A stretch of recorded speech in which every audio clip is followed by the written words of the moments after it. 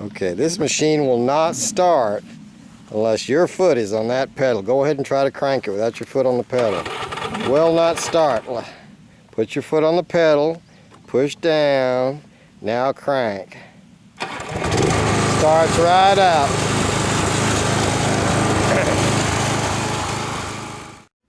Okay, this is a review of the new riding mower we just bought. It's a Weed Eater 1.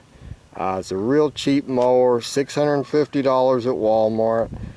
The only reason we bought it, it came with a 2-year warranty. And usually we buy some old junky mower and it lasts us not very long. So we're going to try this. I can see one of the biggest problems with this little mower, if it's a problem at all, is the ground clearance on this is about 2 inches. There's a little pan underneath, a rock guard under the back to protect the chains and sprockets, and it leaves about 2 inches of clearance, which is a lot less clearance than our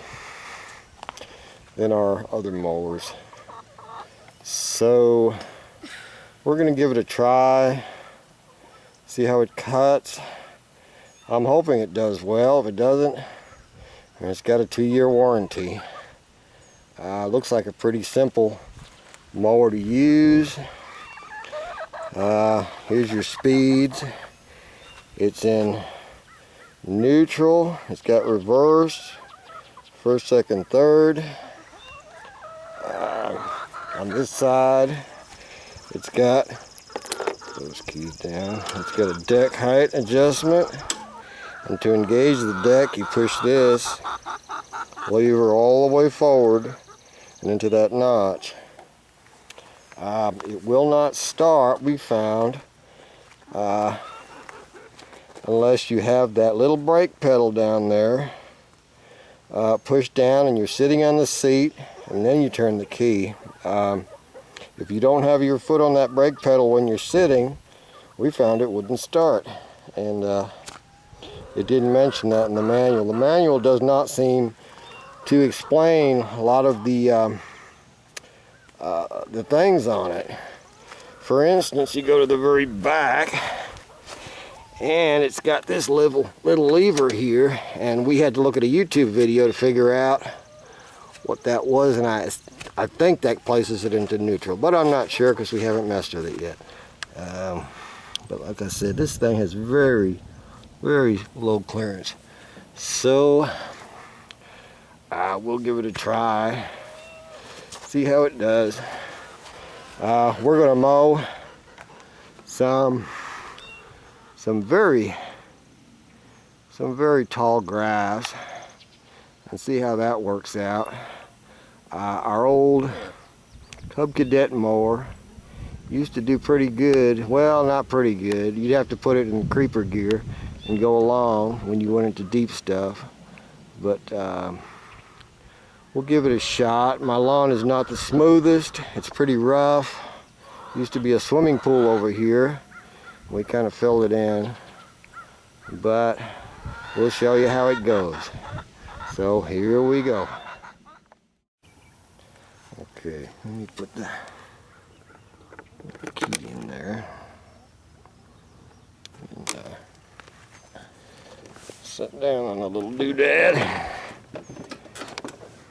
Gotta press that little pedal, and there's no throttle adjustment on this, so we just turn it.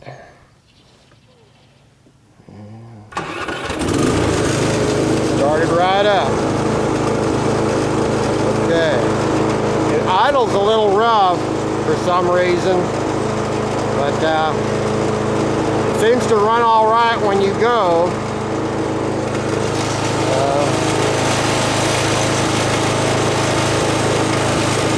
Put the deck in, you'll see how rough it runs. Vibrate.